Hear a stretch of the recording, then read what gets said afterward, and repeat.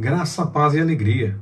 A porção de hoje recomendada para a leitura da Bíblia em um ano no plano sequencial é Isaías do capítulo 44 ao capítulo 46.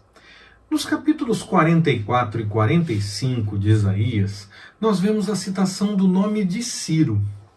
Por conta dessa citação, muitos acreditam que essa parte do texto de Isaías seria de um outro autor, posterior ao tempo do profeta Isaías, e que acrescentou aos textos do profeta uma outra parte além do que ele mesmo teria escrito, deixado pronto, ou até mesmo que o texto que ele deixou que foi organizado por um outro editor, caso isso tenha acontecido. Para mim, isso parece conversa de quem não acredita em profecia. Por que o Senhor não poderia ter dado até mesmo um nome? Quando nós temos um nome que tem um significado ou algumas características, muitas vezes se faz a devida interpretação para encaixar em alguém. Mas dizer um nome seria um grande absurdo? Para esses que pensam assim, talvez o texto que nós lemos lá em 1 Reis, no capítulo 13, tenha sido escrito depois também. E aquele papo do profeta com o rei não aconteceu, foi falado depois que já as coisas aconteceram para registrar alguma coisa, para dar um ar de que houve uma profecia antiga e essa coisa toda. Que absurdo! Todos os textos então deveriam ter isso? Pelo menos eu entendo dessa forma. Quem sabe também Jeremias, quando falou sobre os 70 anos de cativeiro, na verdade, Daniel fala que interpretou a partir da profecia de Jeremias, talvez ele mesmo, Daniel, acrescentou isso na profecia, ou quem sabe até alguém depois do cativeiro colocou a quantidade de anos e registrou que Daniel teria feito essa interpretação e toda a busca dele em oração ao Senhor por conta da proximidade do fim desse período, falando como se ele tivesse escrito, como se aquele texto tivesse sido escrito antes. Misericórdia! Qual a razão de fazer um levantamento histórico para definir de qual Daniel se falava durante 6 capítulos do livro, para daí a partir do 7º, indo até o 12º, mudar o tratamento de ele, Daniel, para eu, mostrando que pelo menos nessa parte das profecias, Daniel realmente trabalhou e escreveu. Se fosse tudo de autoria de uma outra pessoa, podia continuar falando dele mesmo, e ele, Daniel, viu isso, e ele, Daniel, fez aquilo, e ele, Daniel, viu tal coisa. Era só continuar assim. Nós vamos ver mais a respeito de Daniel quando chegarmos lá, permitindo o Senhor, mas eu estou adiantando isso porque os estudiosos tratam Isaías também dessa forma e me parece que eles creem muito pouco em profecia, preferem acreditar que a revelação não aconteceu e que sempre teria sido dito depois do ocorrido, como se fora revelado no passado. Fala-se depois dizendo de coisas que já aconteceram, já se tem conhecimento, como se estivessem falando antes, como se tivesse sido falado antes, mas na verdade só foi falado depois, na opinião desses estudiosos.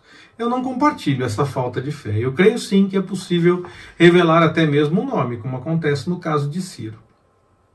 Aliás, fica claro que ele seria alguém que nem mesmo conhecia o Senhor, mas que era chamado para fazer o que ele queria.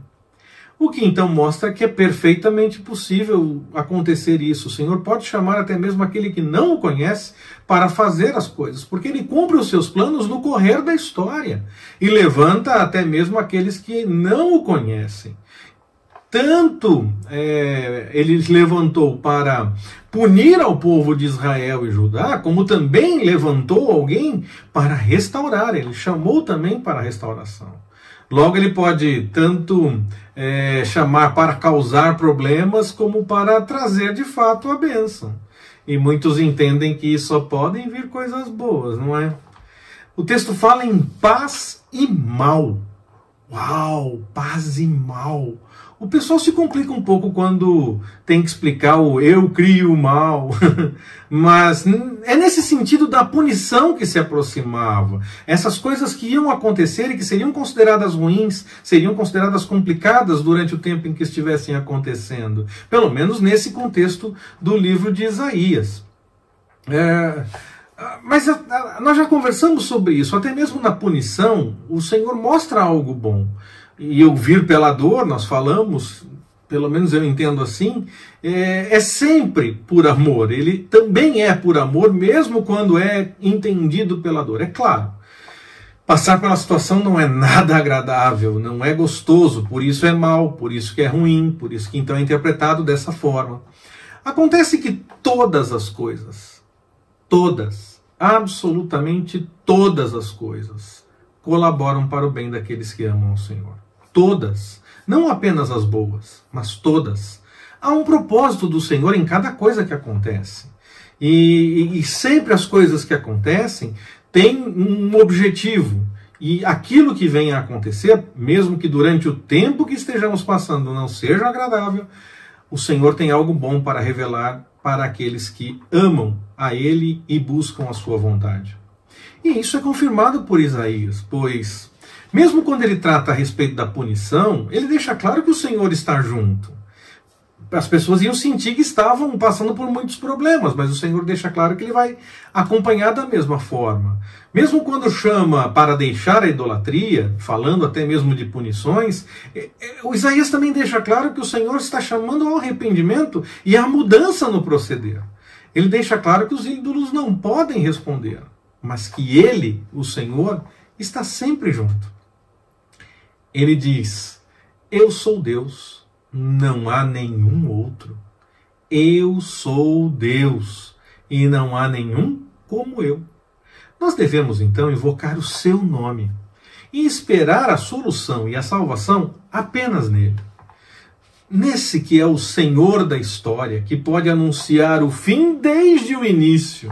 Logo, se ele pode fazer isso, ele pode dizer tanto quanto tempo ia durar o cativeiro, como pode dizer um nome e revelar um nome que ainda não está com destaque, pois ele sabe tudo e cuida de absolutamente tudo. Que o Senhor nos abençoe. Forte abraço, até mais, permitindo o Senhor.